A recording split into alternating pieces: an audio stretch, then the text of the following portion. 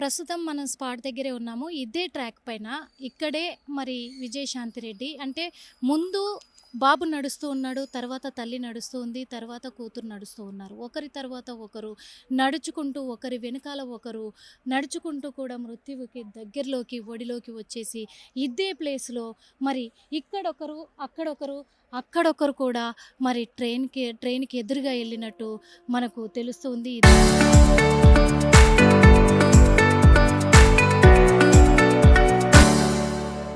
ఇదే స్పాట్‌లో పాపము వాళ్ళు ఈ ప్రపంచానికి దూరమైన ప్లేస్ కూడా అని చెప్పొచ్చు.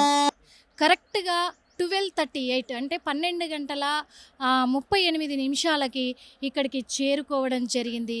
ఇక్కడే వాళ్ళు ప్రాణాలు విడిచిపెట్టారు. ఈ లోకానికి దూరమయ్యారు విజయశాంతి రెడ్డి. ఇద్దరు పిల్లలు కూడా అని చెప్పుకోవచ్చు. అంటే ఎంత విషాదకరమైనది. పిల్లలు నడిచి అలసిపోయారా? లేకపోతే ఆ తల్లి గుండె ఎంత అవిసిపోయింది? ఈ ప్రాంతంలో, ఈ ప్లేస్‌లో ఎంత ధైర్యం, అంత ధైర్యం ఎలా వచ్చింది? మరి విజయశాంతి రెడ్డికి పిల్లలు భయపడిపోయి ఉంటారా? ఏం జరిగిందంటే చేతులు పట్టుకొని నిలబడ్డట్టుగా పోలీసులైతే మరి అనుమానం వ్యక్తం చేస్తూ ఉన్నారు.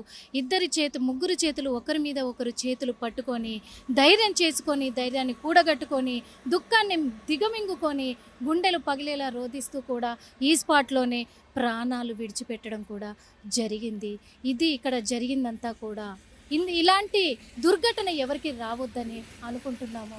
ఇలాంటి సంఘటన ఎవరి జీవితాల్లో చోటు చేసుకోకుండా ఉండడం కోసమే ఇప్పుడు ఇదంతా మీకు చూపించే ప్రయత్నము ఆర్టీవీ చేసింది.